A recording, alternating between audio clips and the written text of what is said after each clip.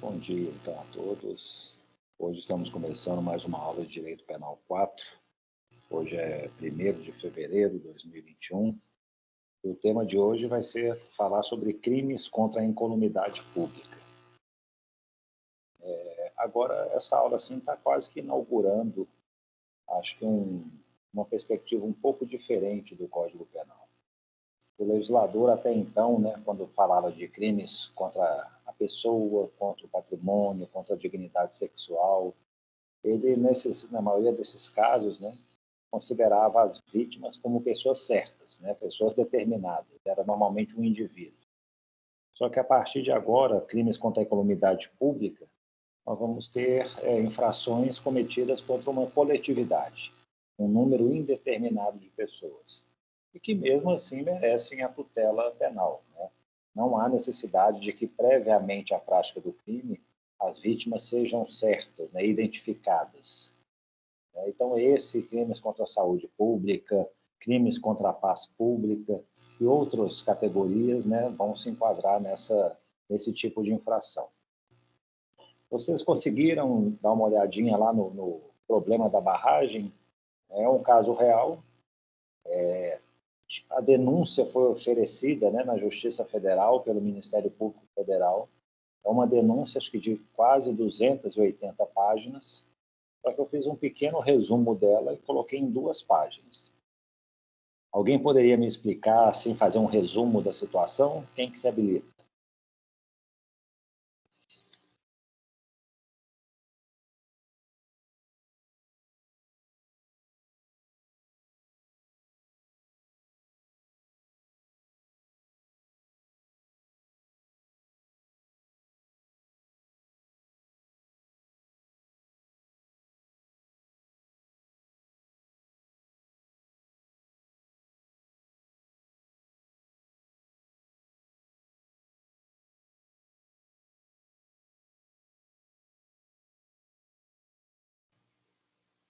Vocês chegaram a ler a denúncia, o problema?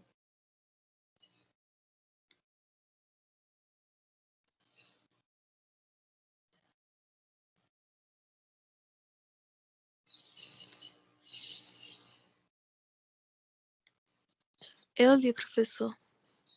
Você, então, quer fazer um pequeno resumo do que foi mencionado, para a gente, a partir dele, começar a fazer uma análise? Mas foi o caso desse Samarco lá, Creio que Isso. todo mundo sabe o que aconteceu em 2015. E a denúncia é sobre o diretor, e ele é imputado por uma série de crimes, que é lesão corporal grave, crimes contra a incolumidade pública. Aí tem uns outros, eu não lembro, porque foi tanto crime que colocou, de um monte de artigo, por conta das séries lá do rompimento da barragem de Fundão. E acabou que eu resumi, viu? Eu retirei alguns crimes para não ficar tão cheio. Eu me lembro até de uma das nossas lives, que o professor Tarcísio, que é advogado, criminalista, ele chegou assim: nossa, o advogado adora quando vê uma denúncia aí tão complexa como essa, porque é tão cheio de coisa, tem tanta oportunidade para poder refutar, apontar falha, tudo. Então, assim, realmente o Ministério Público Federal escreveu um livro. E foi um livro que depois eu vou contar no final, as acusações principais mais pesadas já caíram por terra. Então, ou seja, não adianta também só querer escrever muita coisa e colocar, sei lá, de maneira muito complexa e detalhada, que às vezes é preferível ser mais simples para ter algum resultado.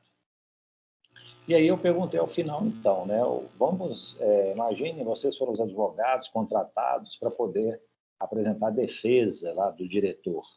Qual que seria, então, a estratégia defensiva que vocês iriam adotar na defesa do Joãozinho? Então, vamos lá. Mais uma vez, a defesa penal, basicamente, tem que seguir isso. preliminares, questões processuais, prejudiciais de mérito, né, normalmente causas de extinção da punibilidade e o mérito propriamente dito. O processo está muito no começo, né? Então, assim, foi oferecida a denúncia, o juiz recebeu, eu tenho que fazer a defesa. Então, assim, em termos de preliminares, não temos nada. Alguém conseguiu identificar alguma questão prejudicial de mérito, ou seja, alguma causa de extinção da punibilidade? Professor, isso encaixa a prescrição? Prescrição, sim. Então, eu vi que o artigo 50, a pena é igual a 1 ano, então o crime ele já prescreveu, né? Já Isso. ocorreu em 2015. Perfeito, muito bem.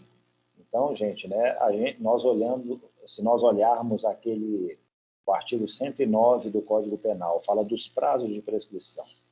Então, se a pena de um crime vai até 1 ano, né, a pena baixa, relativamente baixa, esse crime vai prescrever em 3, né, em menos de 1 ano prescreve em 3, de 1 a 2 prescreve em 4. Então, nesse caso, a prescrição ocorreria em 4 anos. O detalhe é que, nesse caso, né, os fatos ocorreram em novembro de 2015 e a denúncia ela foi oferecida, né, e aí o juiz recebeu a denúncia logo em seguida, em março de 2020. Ou seja, já se passaram 4 anos e alguns dias. Então, nesse caso, o juiz, no próprio momento de receber a denúncia, ele não deveria nem ter recebido. Ele deve ter chegado e falado que, com relação ao crime do artigo 50, ele está prescrito. O fato ocorreu em novembro de 2015, a denúncia foi oferecida em março de 2020, a pena é de 1 ano, vai prescrever em 4, e aí já se passaram mais de 4 anos nesse período, entre a data do crime e o recebimento da denúncia. Então, como prejudicial de mérito, nós poderíamos, como a Uber falou muito bem, acertadamente, alegar isso. E aí depois tem o mérito propriamente dito, né? O que será que nós poderíamos alegar em relação a, a cada um dos crimes? E aí, lembre-se, né, pessoal, o ideal é isso, é chegar e falar assim, qual que é a infração? É o artigo 121, homicídio. Vamos ver o que a gente pode falar em relação a ele. Agora, qual que é o crime? Agora o artigo aqui está com lesão corporal. Então vamos lá na lesão corporal e verificar o que pode ser alegado. Aí tem o artigo 33, 38, tem os crimes contra a incolumidade pública, que nos interessam, né? O 254, que é a inundação, e o 256, que é o desmoronamento, desabamento. Então, um a um, né, o advogado tem que chegar e falar aqui, crime tal, e assim por diante. Mas vamos avançar então um pouco. Aqui, existem, né, nessa denúncia, né, crimes contra a pessoa, né, são os homicídios de 19 vítimas, né, homicídios qualificados que foram mencionados. Tem também uma lesão corporal gravíssima, né, teve uma pessoa que acho que perdeu um braço. Existem crimes contra a incolumidade pública, né, a inundação e o desabamento. E nós temos alguns crimes ambientais, previstos na Lei 9.605 de 98. Existem crimes contra a fauna e contra a flora. Né? E aí, cada um deles, o ideal é que a gente, né, faça detalhadamente a defesa. Vamos lá. Como eu mencionei para vocês, né, crimes contra a pessoa tem uma vítima certa. Se vocês virem uma denúncia por homicídio, não sei se já viram no processo criminal, lá está falando, fulano, né, o réu, no dia tal, tantas horas, desferiu disparos de arma de fogo contra a vítima X, e está lá o nome dela. Né? Nos crimes contra a incolumidade pública, às vezes você até consegue determinar as vítimas posteriormente ao crime, né? Mas antes dele, não. É uma massa de pessoas que pode ser afetada por ele.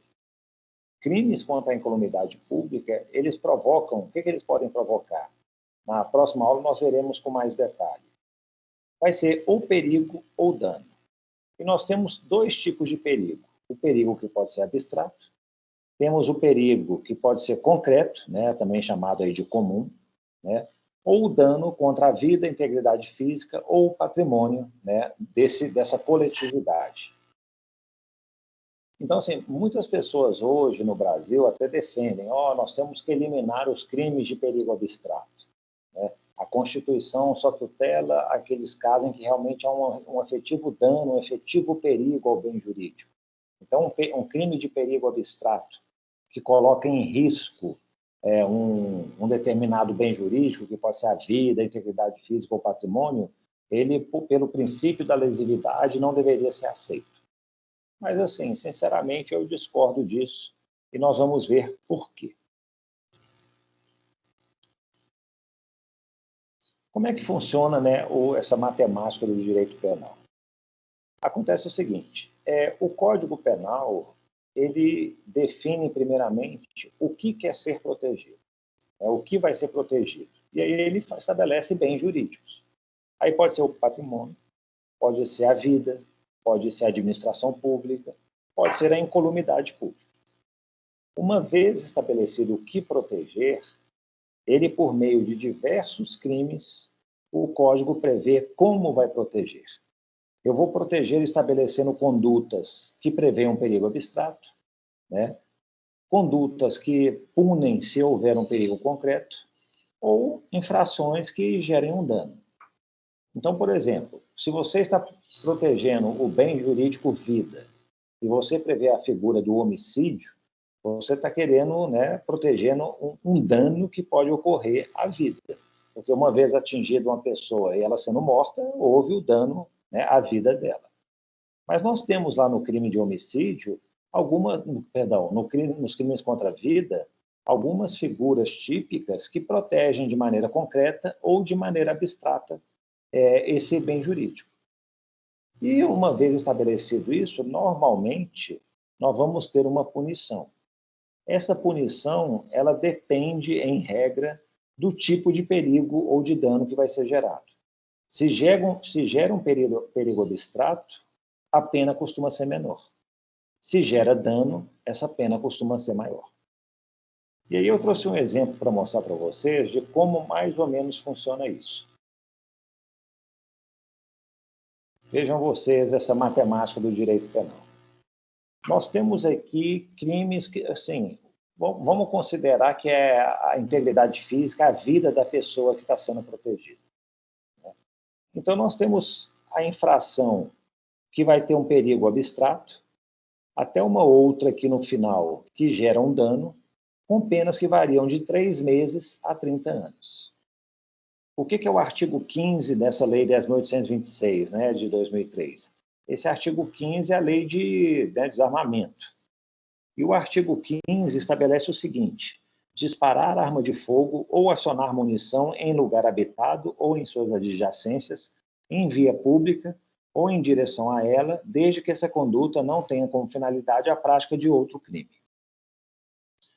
Então, o que acontece? O legislador está punindo quem dispara arma de fogo na via pública. Será que, imagine, a pessoa foi e deu um tiro para cima no meio da rua, aí tem algumas pessoas ao redor dela. Essas pessoas tiveram um perigo abstrato, um perigo concreto ou um dano? O que vocês me dizem? Perigo abstrato? É um perigo distante, né? Eu falo assim, imagina, esse tiro poderia ter atingido uma pessoa, né? Então, mas não atingiu, passou longe delas até, nem foi direcionado a elas. Então, o perigo é mais distante, é um perigo abstrato. Mas a lei quer punir. Por quê? Imagina que essa pessoa vai atingir a outra, vai acabar matando. Então, esses crimes de perigo, eles são quase que uma antecipação. Vamos evitar os danos mais graves e, para isso, a gente vai prever figuras mais brandas que, tipo assim, você vai ser punido pelo simples fato de andar com a arma na rua e disparar para cima, ainda que não atinja ninguém, né, ainda que não provoque nenhuma lesão. Aí nós temos o artigo 132 do Código Penal. Né? O artigo 132, ele trata dos crimes contra a vida. Né? São crimes do bem jurídico selecionado aí. E o artigo 132 assim dispõe. Lá, na verdade, ele fala que são crimes contra a periclitação da vida. Expor a vida ou a saúde de outrem a perigo direto e iminente. Então, imaginem vocês, a pessoa ela efetuou um disparo de fogo em direção, né, no rumo de alguém, passou atingiu a vidraça da casa dela. Será que foi? E ela estava lá na varanda. Será que isso aí, né, quase aquela bala perdida? Isso aí é um perigo abstrato, um perigo concreto ou um dano?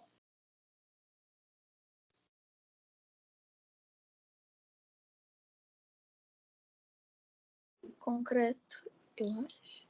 Eu acho que é mais concreto. Imagina, você está na sua casa, né, na varanda, vem uma bala perdida, atinge a janela, fura, passou alguns metros de você, mas entrou na sua casa. O perigo já é concreto. Se você tivesse numa outra posição, talvez você pudesse ter sido atingido.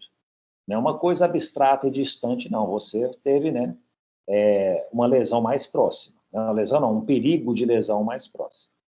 Mas imagine que ao disparar a arma de fogo, sem intenção de matar, essa pessoa é atingida dentro de casa, né? É atingindo o braço. Nós vamos ter aqui uma lesão corporal. Mas imagine que, mais além disso, foi direcionado o disparo justamente para aquela pessoa que estava na varanda. A intenção era matar, era um sniper, digamos assim. Então atingiu a pessoa de maneira fatal, ela veio a morrer. É um homicídio.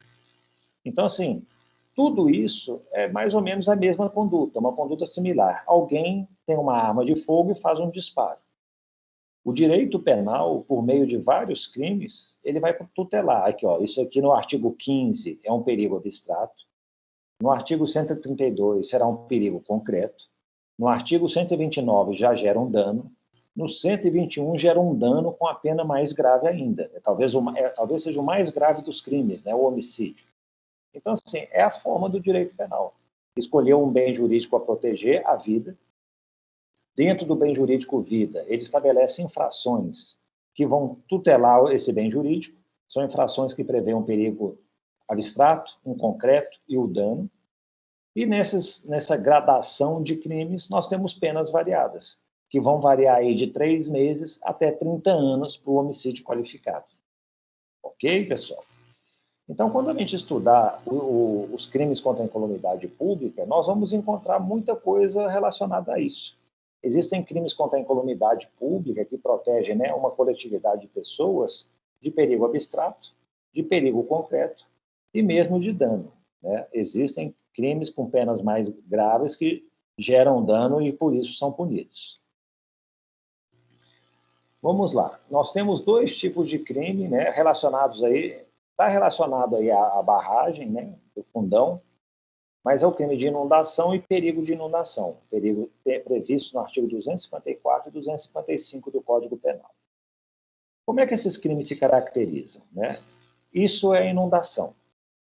Causar uma inundação. Acaba que a inundação, nós não temos o conceito dela, né? A doutrina que vai fornecer, a jurisprudência vai fornecer, mas acho que todo mundo é meio intuitivo, né? Todo mundo sabe o que é uma inundação. E aí o que acontece? Vai ter o crime, né, se você expõe a perigo a vida, a integridade física ou patrimônio de outro, mediante uma inundação. Foi o que aconteceu no caso aí da barragem, né? A pena varia de 3 a 6 anos, né, se houver dolo, e se for modalidade culposa, é uma pena mais branda, de 6 meses a 2 anos. O perigo de inundação, ele é quase que uma figura preparatória da inundação, né? Se você pratica alguma dessas condutas aí, ó, remover, destruir, inutilizar, né, um obstáculo natural ou uma obra para impedir inundação, você vai responder pelo crime. Se por acaso você faz isso e a inundação efetivamente acontece, né, na verdade você responde pela inundação dos 254, que tem aquela pena mais grave. Vocês veem que, tipo assim, o 254, ele fala lá em perigo, mas assim, pode gerar dano. Por isso que a pena é mais grave. Esse aqui não, é só um perigo de gerar, e nesse caso vai ser um perigo concreto. Você vai estar naquela situação específica, você vai remover um obstáculo que pode gerar o dano naquela situação específica. A pena é um pouco menor. O Nelson Gria, né, ele é um autor antigo, nem sei se vocês já leram os livros dele, né, é clássico, né, ele foi um dos autores do Código Penal de 1940, mas ele traz esse conceito de inundação. Dê uma olhadinha.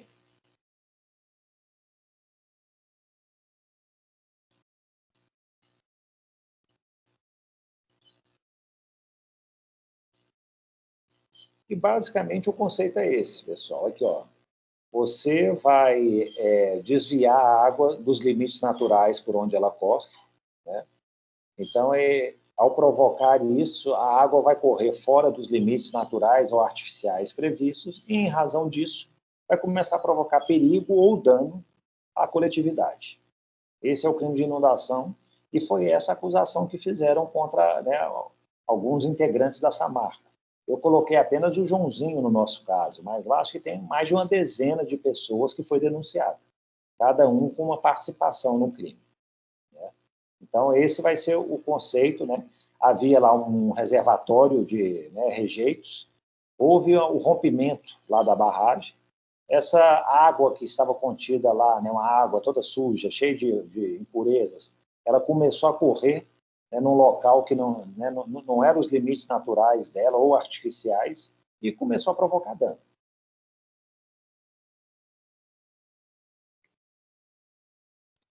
Também, no caso aí da Samarco, houve outra acusação. Essa acusação do crime de desabamento ou desmoronamento.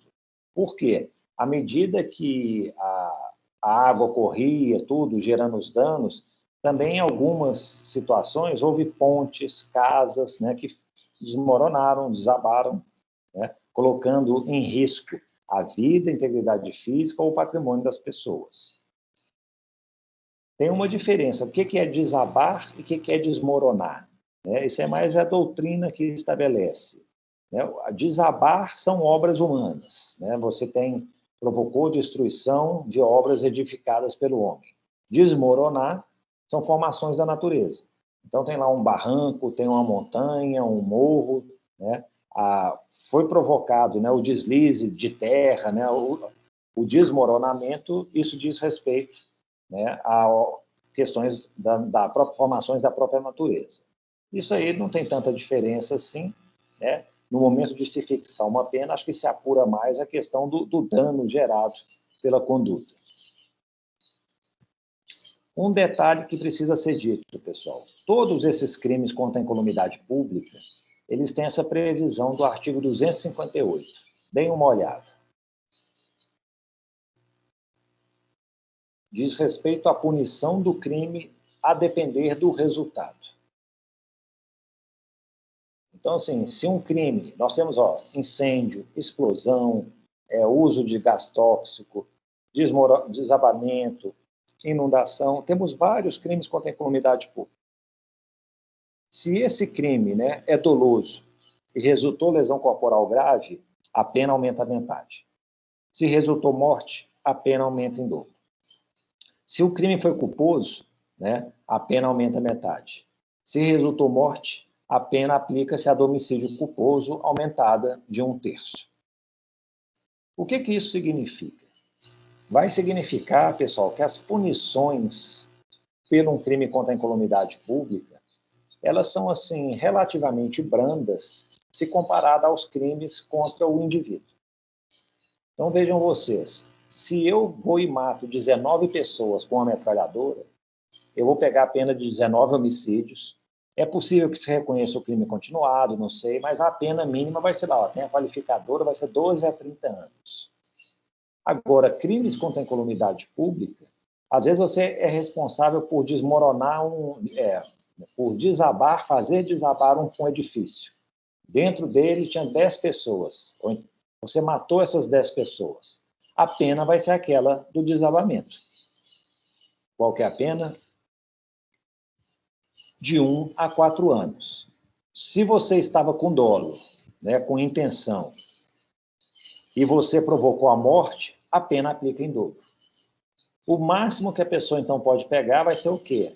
A pena máxima do desabamento, 4 anos, resultando morte, aplica em dobro, 8 anos, pelas 10 mortes. Não é por indivíduo, é pelo crime cometido.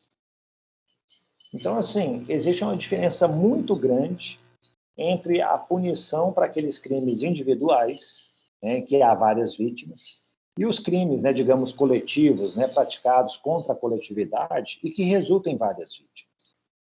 O que aconteceu no caso aí da Samarco? Foi mencionado que houve 19 homicídios, porque foram 19 as pessoas que faleceram em decorrência da inundação. E aí eles colocaram lá como homicídio qualificado, querendo que os autores do delito respondessem por 19 homicídios, condutas individuais. Só que a questão é, será que eles vão responder realmente por 19 homicídios? Ou é simplesmente um crime de inundação, um crime de desabamento? Na verdade, as mortes foram provocadas só pela inundação. Vai ser a inundação, pena de 3 a 6 anos, aumentada pelo dobro em razão das mortes. O que vocês acham? Será que o Joãozinho, o diretor da Samarco, pela omissão que ele teve, ele provocou, então, por omissão, a inundação? 19 pessoas morreram. Ele deve responder por 19 homicídios ou ele vai simplesmente responder pela inundação com resultado morte, que duplica a pena? O que vocês me dizem? Isso é uma matéria defensiva, né? Para a defesa, é melhor falar que não responde pelos 19 homicídios qualificados, mas sim pelo crime contra a incolumidade pública com resultado morte. A pena dele vai ser muito menor. Vocês acham que essa é uma boa estratégia defensiva? Sim, professor. Depois que você explicou aí esse artigo 258, então eu acho que mais se encaixa nisso. E o que aconteceu? Acabou que a defesa ela impetrou um habeas corpus no Tribunal Regional Federal, né? E lá no Tribunal Regional Federal, o desembargador reconheceu isso. Chegou e falou aqui, na verdade, o que vocês estão acusando o Joãozinho, não foi 19 crimes que ele tinha a intenção de matar cada uma das vítimas, tinha um dolo específico voltado para cada vítima. Não. Ele tinha um dolo voltado para a inundação.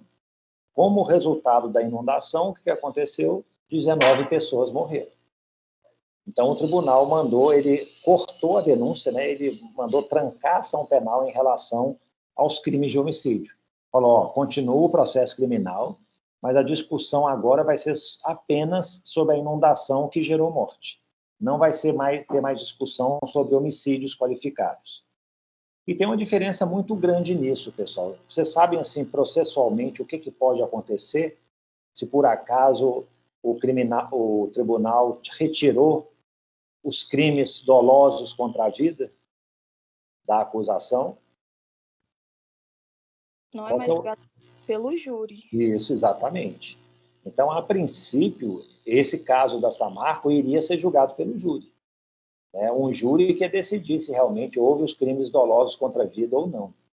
Mas, no caso, como o tribunal já afastou isso, falou, a denúncia foi inépita, foi falha. Ela não esclareceu.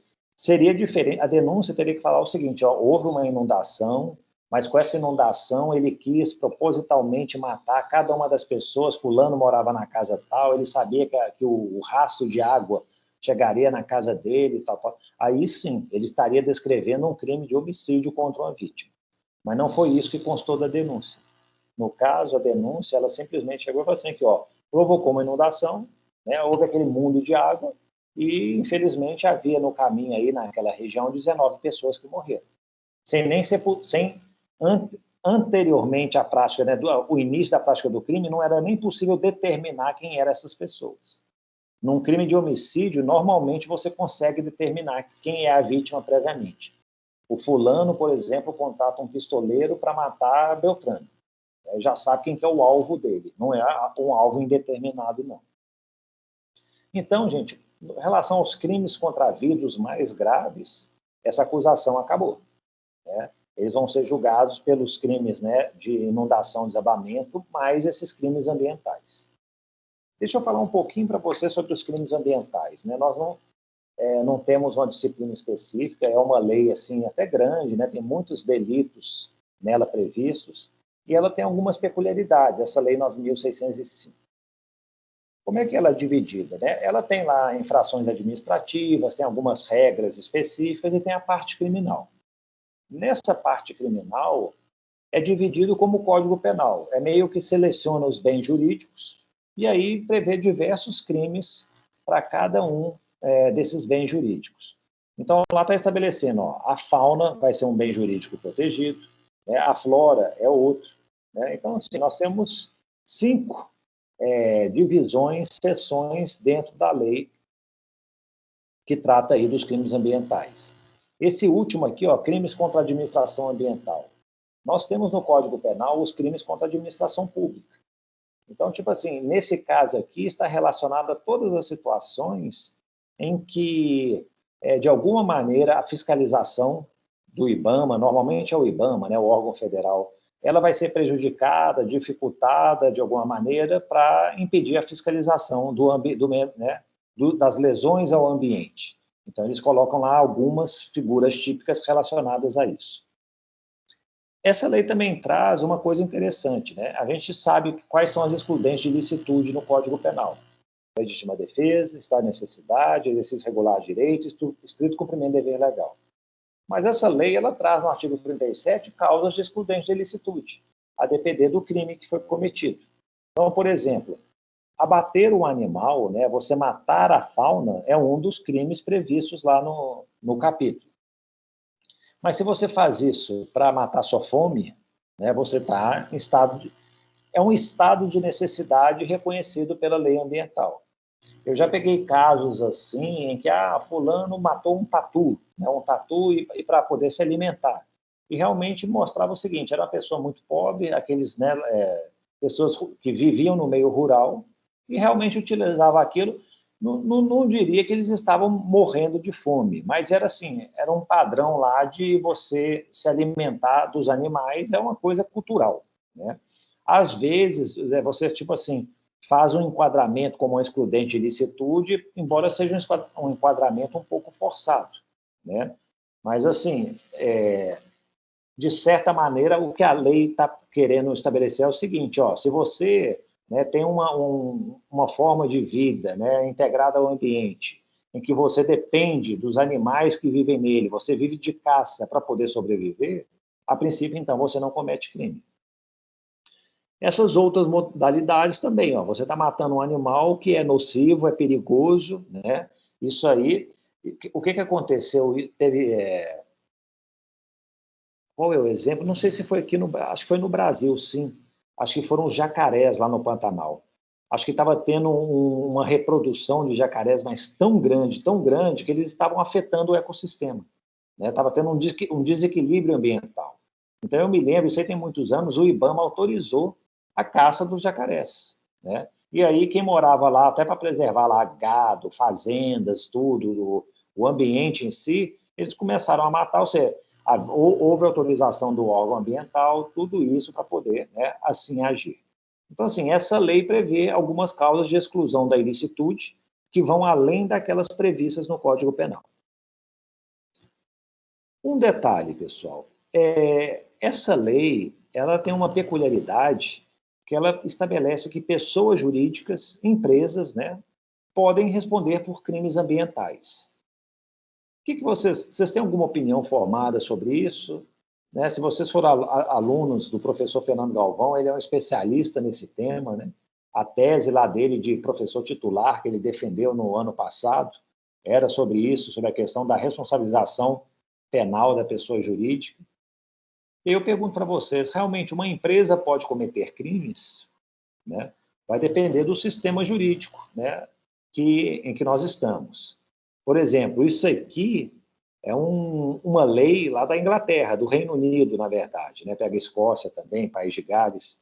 Então, eles falam lá do corporate manslaughter e o corporate homicide, ou seja, são homicídios, né, dolosos e também homicídios culposos praticados por pessoas jurídicas. Interessante, né? Uma pessoa jurídica, uma empresa, então, pode responder pela morte de alguém, pode matar alguém? Lá no Reino Unido, pode. E aqui no Brasil, será que a gente pode adotar esse tipo de perspectiva? Ou só pessoas físicas podem matar? O que vocês me dizem?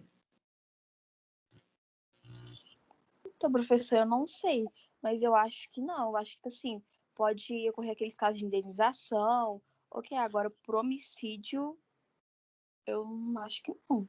Crimes, assim, que precisa alguém realmente ir preso, Até eu fiquei, como é que funciona isso lá na Inglaterra? Porque a empresa ela comete homicídio, só que quem que vai preso? Não tem, ou ninguém vai preso e só tem indenização essas coisas. O que acontece, Rubia? Professor, Oi, pois não. bom dia. A Bom minha, dia. a minha pergunta era meio que pegando um gancho no que a colega falou. Sim. Como é que, quando você responsabiliza uma empresa, né, você assume que uma empresa pode cometer um crime, como é que fica a questão da individualização da pena? O pessoal, acaba que é o seguinte, né? Eu lembro que tinha uma propaganda da Fiat que mostrava assim, uma situação peculiar, né, da vida em sociedade, e no finalzinho falava assim, nós precisamos mudar nossos conceitos. Acho que é mais ou menos por aí. Nós estamos muito atrelados à concepção de que, cometer um crime, imagina, sobretudo um homicídio, a pessoa vai presa. Essa é a punição. Mas, assim, o que lá no Reino Unido eles estão pensando? Fala assim, vamos aplicar para a empresa sanções que podem ser experimentadas por ela. O que uma empresa pode sofrer de sanção? Ela pode ter as atividades suspensas, ela pode pagar uma multa. Nos crimes aqui do Código Penal também a pessoa física pode pagar uma multa. Né? Ela pode ter uma pena de morte, que seria o quê? Uma liquidação extrajudicial, né? O encerramento, a falência da empresa. Então, na verdade, o que é? São adaptações. Se você for pegar assim, mas isso aí são medidas administrativas. No fundo é isso mesmo. Eles estão transformando o direito penal, punições do campo administrativo e levando para a área criminal. Então, na verdade, o que acontece num caso como esse? A empresa lá no Reino Unido, ela vai experimentar sanções relacionadas realmente à sua qualidade, à sua natureza. Então, se a gente for verificar, eu tenho até essa lei anotada aqui, deixa eu só fazer uma consulta breve para ver as penas. Aqui, as penas incluem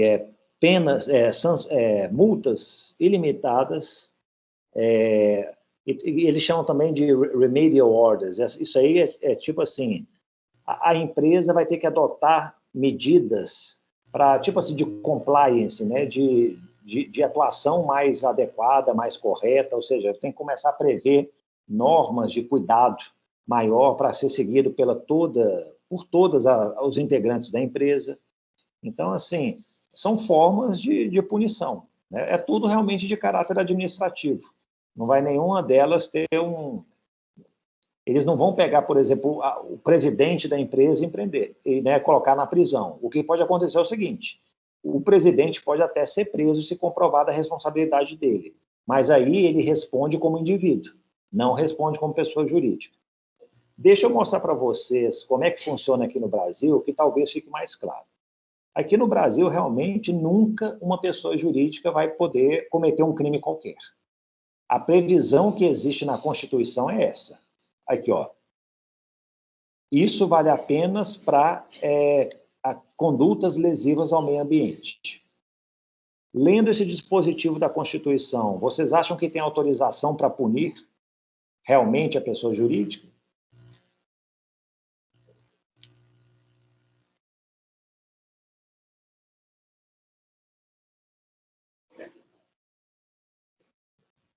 Sim. O que fala? Pessoa física ou jurídica, então.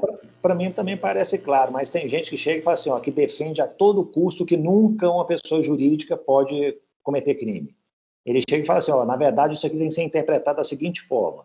Quando fala que vão sujeitar os infratores, aí fala assim, pessoas físicas às sanções penais e pessoas jurídicas às sanções administrativas. Entendeu? Eles procuram falar assim, não, quando fala em pessoa física primeiro, está falando a primeira sanção.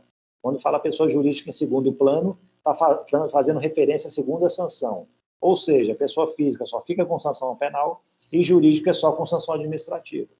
Mas, assim, não é a interpretação mais correta e não é a interpretação que os tribunais adotam hoje, pessoal. Hoje, esse artigo 225, parágrafo 3º da Constituição, está autorizando a punição de pessoas jurídicas por crimes ambientais. Não há nenhuma infração adicional. Eles até falam que poderia também aplicar isso nos crimes contra a ordem econômica, punir pessoas jurídicas, mas não tem uma lei específica que traga essa previsão, como a Lei 9.605 traz. Então, assim, eu acho que está autorizado. E por que vale a pena, talvez, né, prever a punição da pessoa jurídica? Pessoal, às vezes vai acontecer, como nesse caso aqui da Petrobras. Houve um derramamento de 4 milhões de litros de óleo, né, em 2 rios lá no Paraná. A polícia começou a investigar, fez um tanto de perícia, um tanto de coisa. Eles não conseguiram identificar as pessoas que seriam responsáveis pelo dano ambiental. Talvez uma cadeia muito complexa de pessoas, talvez para identificar quem que era o responsável efetivo pelo vazamento, não foi possível identificar a pessoa física. Se você não pune a pessoa jurídica, o que ia acontecer? Não teria punição nenhuma no âmbito penal. Então, o que eles fizeram? Não, vamos punir, então, a pessoa jurídica. Ela nós sabemos que é o responsável. E aí a Lei 9.605 prevê punições para a pessoa jurídica. Isso foi um certo marco, porque foi uma decisão do Supremo Tribunal Federal que mudou um posicionamento que tinha antes na jurisprudência. Antes, o STJ, né, nesse julgado aí de 2011, ele falava numa teoria da dupla imputação. Somente se pode processar a pessoa jurídica se também se processa a pessoa física. Ou seja, tem que processar os dois, tanto a empresa quanto os representantes da empresa. Só que aí chegou nesse caso. Chegou e falou assim, ó, nós não temos representantes da empresa para processar, a gente não sabe quem fez o quê. Aí o Supremo, nesse recurso posterior de 2013, falou, não, então nós vamos punir só a pessoa jurídica mesmo. O dano ocorreu, o crime aconteceu. Se não conseguimos identificar pessoas físicas, sobra para a empresa. E a partir de então, hoje, é possível punir apenas pessoas jurídicas. Já não mais vigora essa teoria da dupla imputação. Mas o que acontece, pessoal? Normalmente, em crimes ambientais, consegue-se identificar o responsável da pessoa jurídica, então vai se processar tanto a pessoa física quanto a empresa propriamente dita. E aí o que acontece, né? Essa Lei 9.605, regulamentando o dispositivo da Constituição, ela previu isso.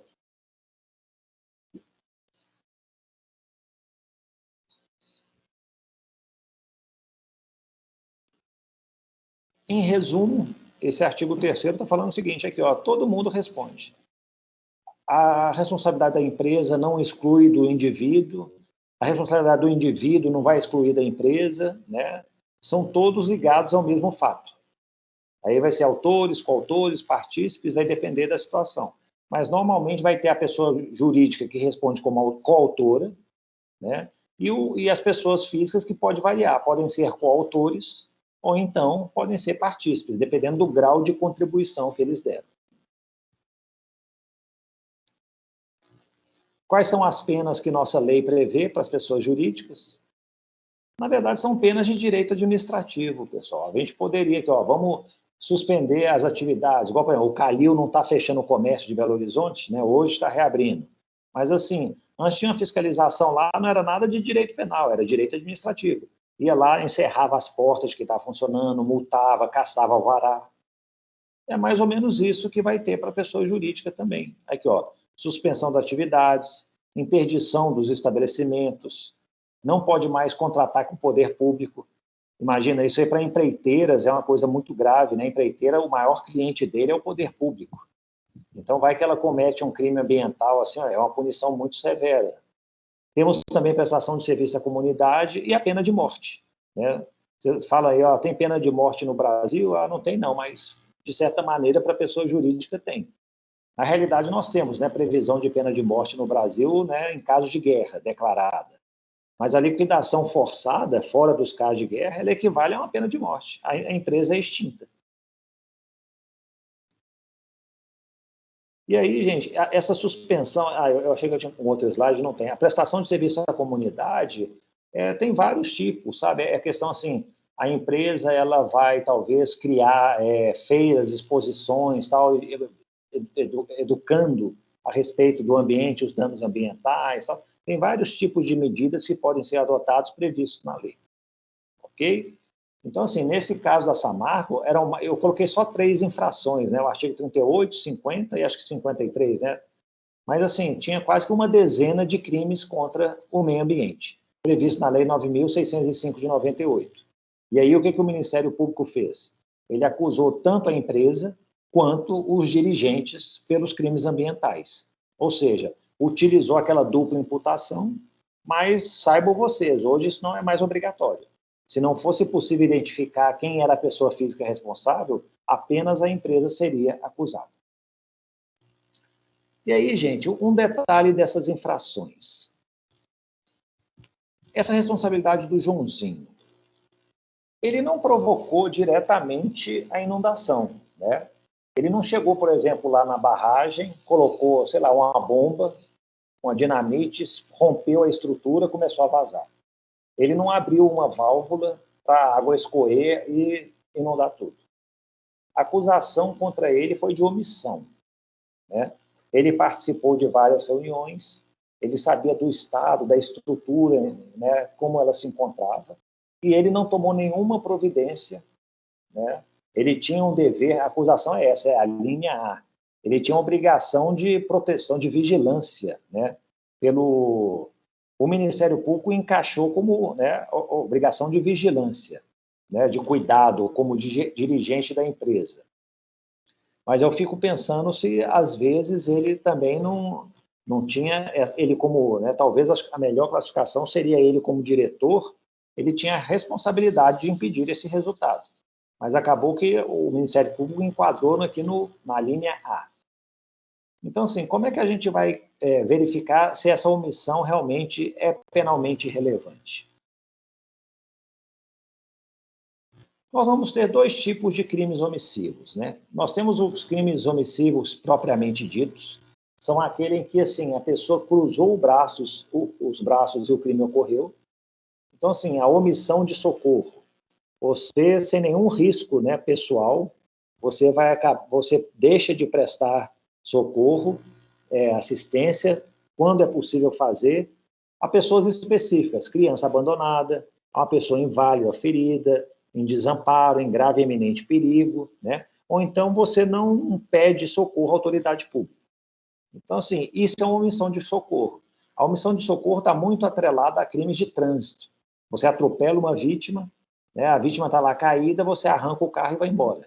Né? Então, você simplesmente deixou de fazer, praticou um crime.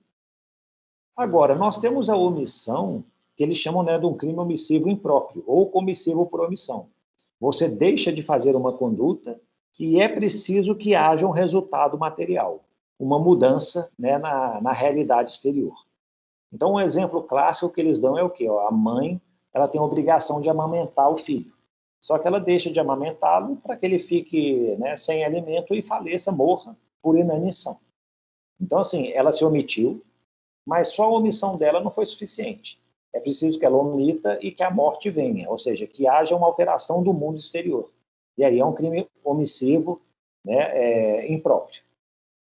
No caso do diretor, o que eles estão acusando, né, fazendo a acusação, não é o crime omissivo próprio, é o impróprio.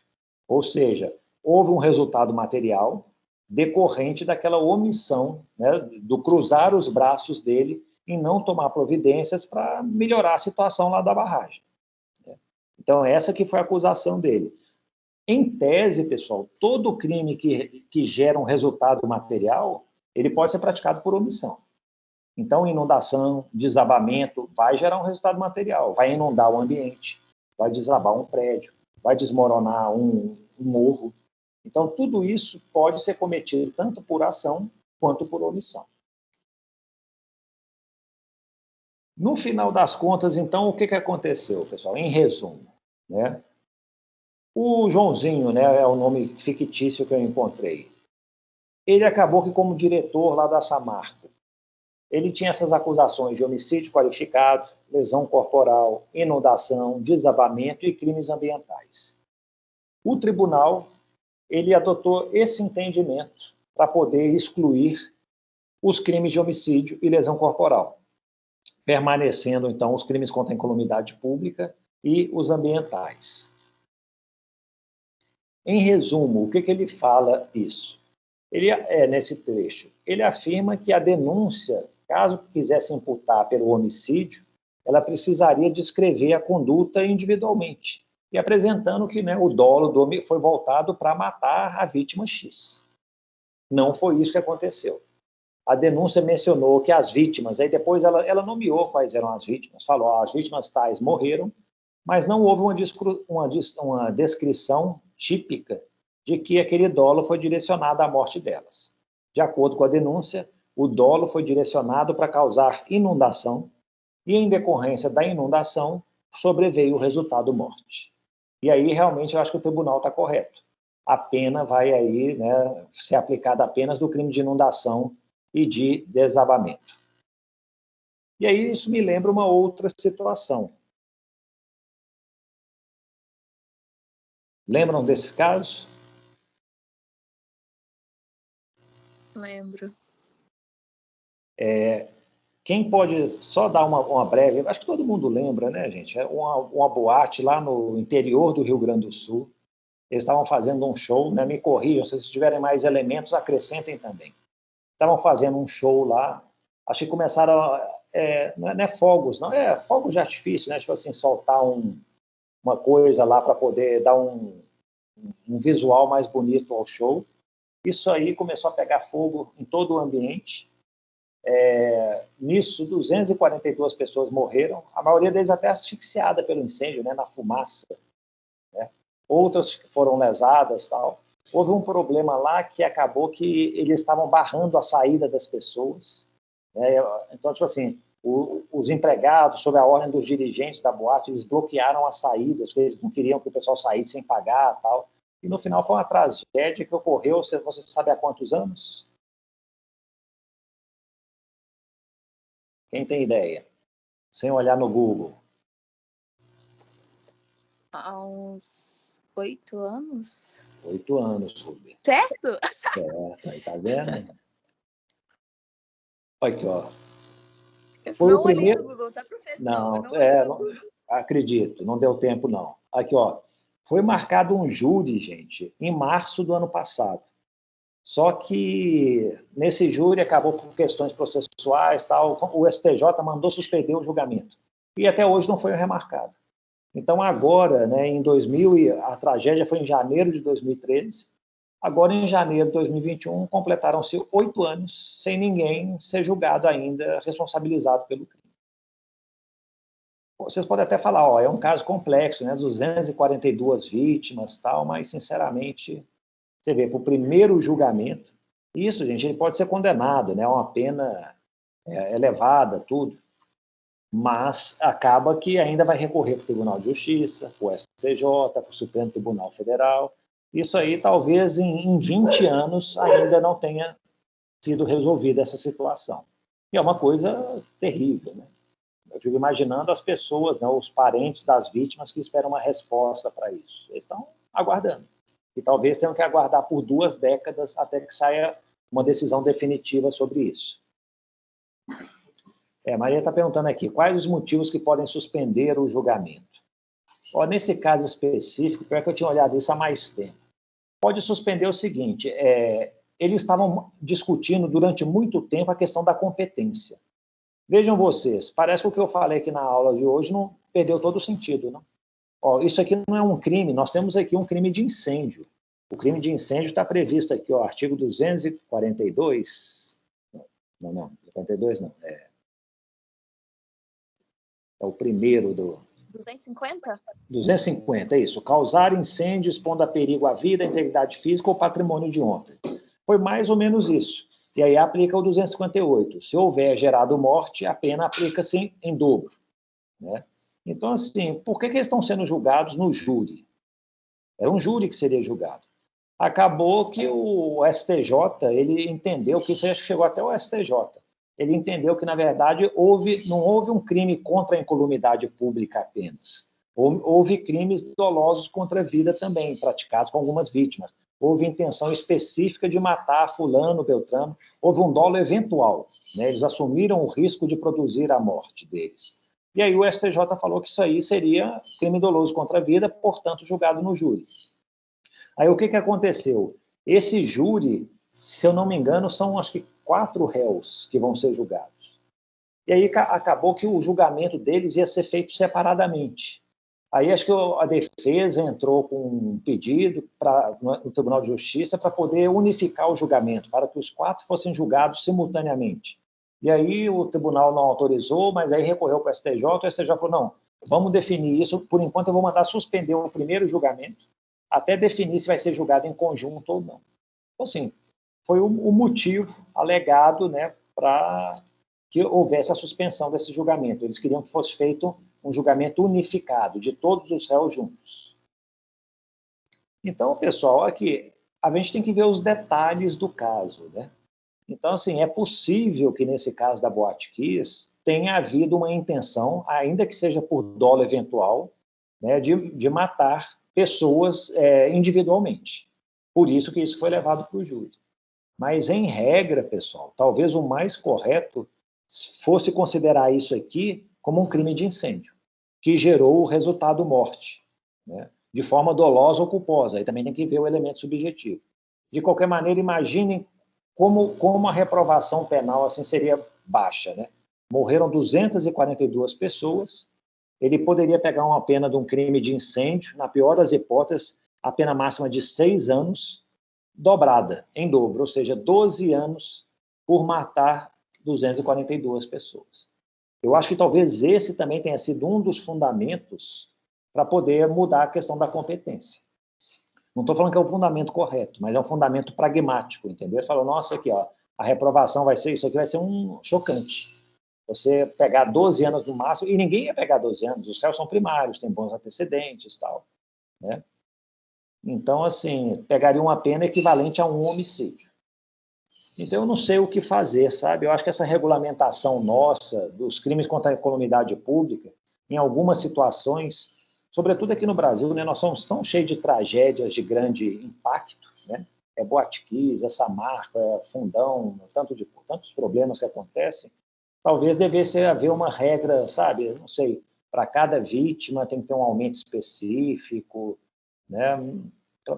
Porque senão há uma distinção muito grande, né, entre um crime cometido contra um indivíduo e um crime cometido contra uma coletividade.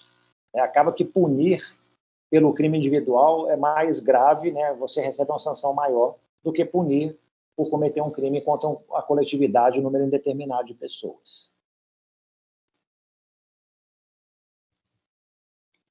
Pessoal, convido vocês, então, na quarta-feira, às 7 horas, nós vamos falar sobre crimes hediondos, né? Houve alterações legais aí recentes. Eu já mencionei para vocês os crimes contra a dignidade sexual, né? Nós temos aí infrações que foram consideradas hediondas a partir de 1990, né? E aí essa lei 8.072 de 1990 sofreu algumas modificações recentes, tal. Nós vamos falar um histórico dela, da importância dela, se é que realmente você classificar crimes como hediondos tem alguma importância, se é uma coisa mais simbólica do que realmente efetiva, mas assim, vai ser o objeto da nossa discussão, né? E nós veremos, nós temos crimes contra a incolumidade pública que são considerados hediondos. Nós vamos ver lá, e na próxima aula, na segunda-feira, nós vamos também continuar falando sobre a incolumidade pública. Mas aí vai ser um bem jurídico específico, né? Vai ser um dos capítulos dos crimes contra a incolumidade pública. E esse capítulo vai ser dos crimes contra a saúde pública. Eu acho que é um tema bastante atual, né? Em época de Covid, né, que a gente fala aí de pandemia, nós temos o crime de epidemia, nós temos um crime de infração de medida administrativa sanitária, né, que às vezes fala aí que o presidente violou, pessoas estão violando. Agora, esse fim de semana, foi lá o Bruno Covas assistir jogo do Palmeiras e Santos no Maracanã, todo mundo lá sem máscara. Então, assim, coisas que estão aí no tópico, né, em discussão, né, mais candentes. Então, né, espero vocês, se não tiverem nenhuma dúvida, estou aqui à disposição para responder quaisquer questões, mas se não tiverem nenhuma dúvida, né, na quarta-feira agora, então, às 19 horas, crimes hediondos, na próxima segunda-feira, crimes contra a saúde pública. Lembrando, pessoal, a diferença básica entre crimes contra a saúde pública, né, crimes contra a incolumidade pública e crimes individuais é essa. Um crime individual, você tem uma vítima certa. Um homicídio, lesão corporal, um estupro, um roubo. Crimes Crimes contra a incolumidade pública, você tem uma coletividade indeterminada. Então, houve um rompimento de barragem, morreram várias pessoas. Depois do crime, você descobre quem são as vítimas. Às vezes você nem descobre, né? Às vezes tem pessoas desaparecidas, mas assim, só de você falar que ela está desaparecida, você já vai presumir que foi a vítima do crime, né? E com esse detalhe, acaba que a punição de um crime individual, você tem aquela pena específica, no caso de morte, né? O homicídio qualificado, 12 a 30 anos. Num crime contra a incolumidade pública, em que há um resultado morte, o que você aplica? Aplica a pena da incolumidade pública, aumentada do dobro, aumentada da metade, dependendo, né, do elemento subjetivo, mas nunca somando ao homicídio que possa ter ocorrido, né? Na verdade, é quase que uma absorção, né? O crime contra a incolumidade pública, ele vai englobar as mortes ocorridas em relação, em decorrência da incolumidade que foi lesada. Tá bom? Pessoal, obrigado aí pela atenção, então, e até a próxima. Pessoal, eu Pois tenho não. uma dúvida. Claro, fica à vontade, diga. Com relação ao artigo 129. Sim. Primeiro, foi tirado lá, não é mais homicídio, né? Esqueci, mas é aquele artigo lá 258. Só que teve uma pessoa que ela teve o braço amputado. Sim. Aí, no caso dela, continua lá ofender a integridade corporal por conta da incapacidade? Não, Robert, não. Aí é a mesma regra. Então, tipo assim, teve uma que teve o braço amputado, foi a lesão corporal grave. E teve 19 que foi o homicídio. O tribunal chegou e falou assim, ó, não tinha uma descrição na denúncia de um dolo específico relacionado ao homicídio e à lesão corporal. Então, o tribunal excluiu tanto a lesão quanto os homicídios, sabe? Então, o que vai acontecer? A pena seria aplicada, né? A pena do crime de inundação, mais um aumento pela lesão corporal grave, o aumento da metade. E o homicídio, um aumento em dobro pelos homicídios. Mas acaba que na hora de fixação da pena, vai aplicar o maior aumento, o aumento do homicídio, né? Então, a lesão corporal, ela meio que fica de crédito aí, entra de bônus, ela não vai nem ser computada, digamos assim. Mas foi excluído como crime autônomo também. Ah, tá, entendi. E uma outra coisa, quando o senhor escreveu esse artigo, colocou assim, artigo 129, C/C, parágrafo 2º, incisos 1º e 3º. Nesse caso, significa que é o artigo, o 129 caput, diferente, o parágrafo 2º com os incisos, porque os outros, tipo assim, colocou só, normal colocar artigo tal, parágrafo, inciso tal. Sim. Não, tá vendo, isso aí são, como é que fala, vícios da prática. Quando a gente coloca C/C, significa combinado com. Então, assim, se eu quisesse falar o caput, normalmente coloca artigo 129, né, caput, C-A-P-U-T, né, tem gente que prefere traduzir cabeça, mas eu acho cabeça tão feio, né? Cabeça, tal. Aí você está falando da figura principal. Mas quando eu coloco o C/C, eu estou me referindo a ele está combinado com, na verdade, o parágrafo 1º, o parágrafo 3º, entendeu? São as variáveis que tem a lesão corporal. Então, o CC é combinado com. Mas, tipo assim, é o mesmo crime, né? Tipo assim, é um crime só que colocou dos incisos 1º e 3º, ou alguma coisa diferente? Isso, não. Então, o que vai acontecer? Qual que é a leitura que a gente tem que fazer? Vai ser, por exemplo, a lesão corporal, que significa, né, ofender a integridade corporal à saúde de outrem, né, do 129, só que combinado com o quê? Com o parágrafo 1º, né? Na verdade, deixa eu até verificar aqui, porque assim, eu copiei o que estava na denúncia, sabe? O correto não. É porque igual coloca, tipo assim, artigo 121, parágrafo 2º e tal. Sim, não, por conta desse combinado. Eu falei assim, será que fica duas imputações diferentes? Não. Aqui, ó, eu copiei exatamente como estava na denúncia, mas deixa eu te falar, está errado. Então, na verdade, eu tinha que colocar o seguinte, 129, parágrafo 1º, inciso 1º e 3º, pronto. O CC, o combinado, normalmente a gente utiliza quando vai adicionar um outro artigo. Então, por exemplo, né, se fosse aí um concurso material de crimes, então eu colocava artigo 121, CC, com artigo 69, concurso material. Então, realmente, eu copiei assim, e realmente eu não fiz esse juízo de correção, não, mas você tem razão. Não está adequado, não. Ah, então tá bom. Tá bom? Obrigada. Vou até corrigir aí para os próximos, para evitar isso. Obrigada. Mais alguma questão, pessoal? Se não, né, Boa semana para todos e até breve. Tchau. Até logo.